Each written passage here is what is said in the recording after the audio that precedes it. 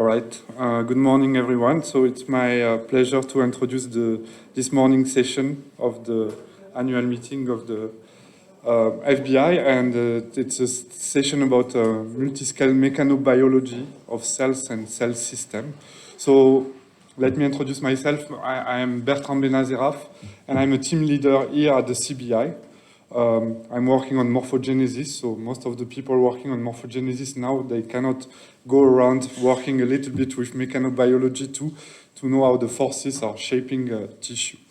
And so I will do a brief introduction on the topic of mechanobiology. You will see this is very simple, but it's to give you a taste of the challenges and the approaches in the field, but also what we are doing a little bit in Toulouse. So, okay, thank you. So, multiscale mechanobiology of cell and cell systems. So what is exactly mechanobiology? A very broad definition would be the analysis of how mechanical forces influence biological system, and in return how the biological system create also forces. This is a field which is really expanding in biology and physiology. Since a few years, we've been seeing more and more influence of physics and forces onto biological system, and so it's a growing field in the sense that people are gaining a bit more and more interest into studying this aspect of biology. This is a field which is interdisciplinary by nature. So this is biology, but if you want to understand forces, you need also to have a concept from physics to understand it very well, but also engineering, because you need to build and understand some devices that will allow you to create or to measure these forces. And so together, these people with different background, biology, physics, and engineering, they measure and perturb forces in vivo. So either with individual like that, like mouse or birds or cells also. So, but if it's cells, of course, it's ex vivo. And so this is in culture, and then it has been developed like since few years, more and more ex vivo systems, cell system that we call for most of them organoids, which are allowing a bit more control on the experimentation to measure and to exert forces on the system. So it had been gaining more and more traction, if I can say, on the mechanobiology field. So what are the challenges in the field? Of course, how cells are generating forces and transmitting forces. It's a big topic in the field. First, very much at the cell biological level, if you are inside the cell, how a cell itself by its cytoskeleton gonna produce forces to at the cortex or within the cell. But also, if you talk about transmitting forces, you cannot talk only about one cell alone. This is like cell together, like an epithelium. And because the cells are tied together, you need to understand how the adhesion between these cells, or the links between these cells, going to be able to or not to transmit the forces within a sheet of cells like that. Another aspect is like how the cells are able to sense forces and to respond to these forces. And one illustration of that is the discovery of mechano sensor receptor like a piezo, which have been attributed.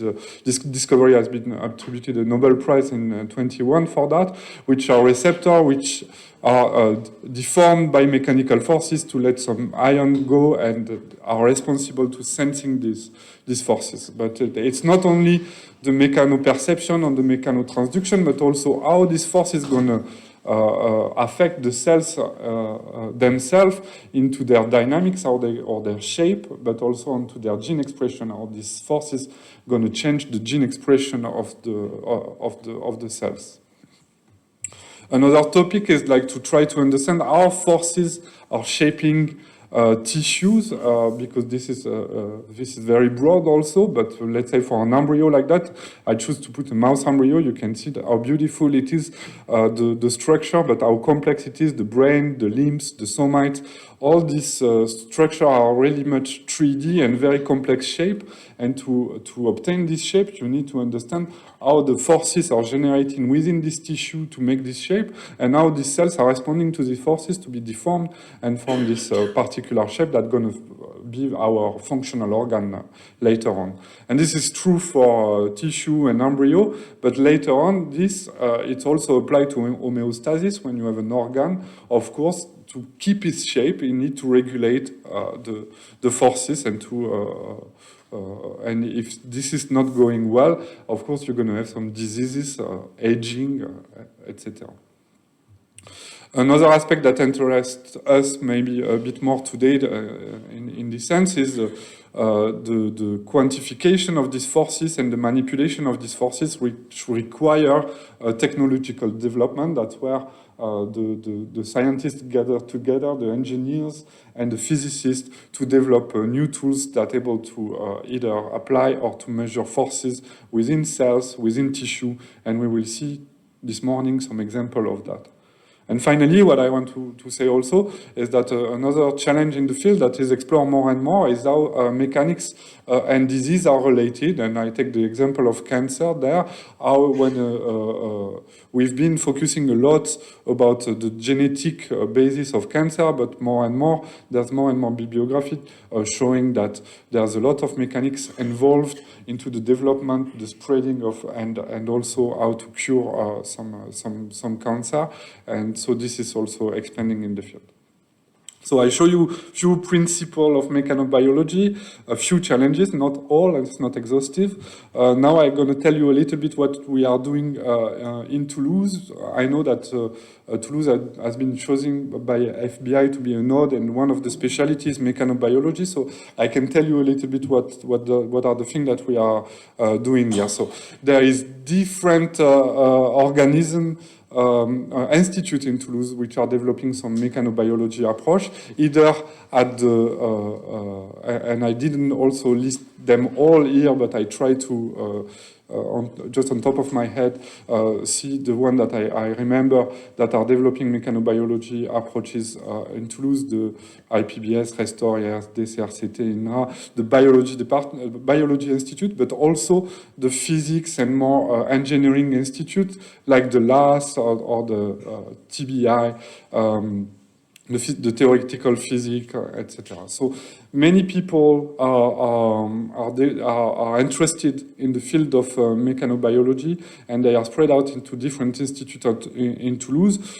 So one thing that we are trying to do is try to gather these people a little bit, to make a community, to work better together and to develop projects, because as I said, mechanobiology is by nature interdisciplinary, so we need to make these people work together. And this is what we hope to do with developing some tools with TRI, for instance, with GenoTool, and through maybe FBI also. But it's also true at the science project-wise, because it has been developed here at the CBI, a series of lectures every month that we call the Mechanobiology Club of Toulouse, where we have, and it has been developed by Denis Kridja, which is PI here at the CBI, and Morgan Delarue from the LAS. The LAS is the physics, one of the physics institute in Toulouse, where they build some tools for that are well applied for mechanobiology. So they develop like that every month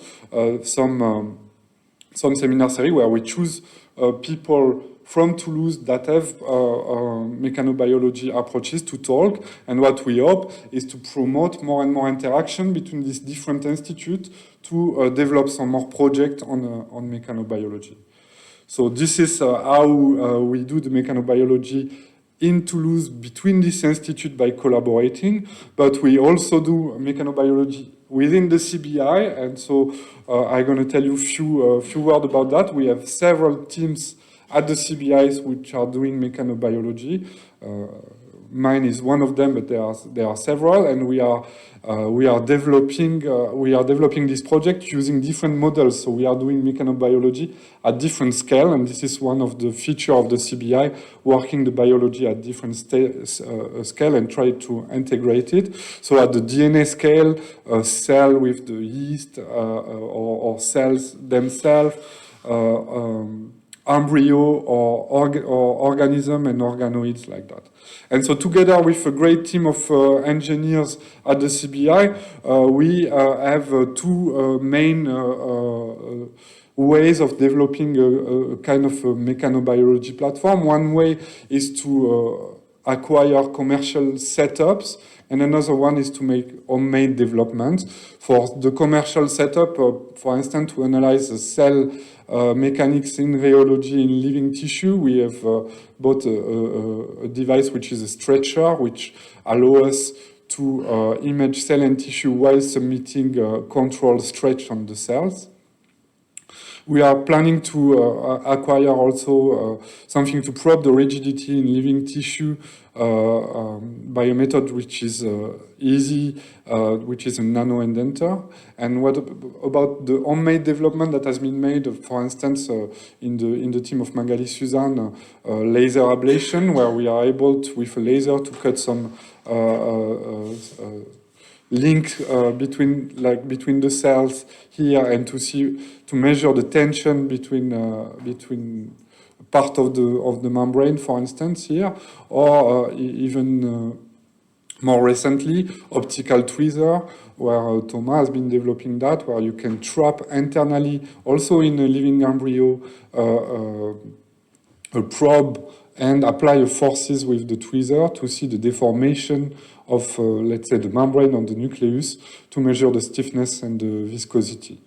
Also has been developed here some device to track the displacement and to measure the force of living individual, for ants, for instance, where they are walking on some pillars which are deformable, and if you image that at the same time, you are able to track the displacement of the pillar and like that measure the forces. Something that we would like to develop also to be able to induce shear stress and constraint is to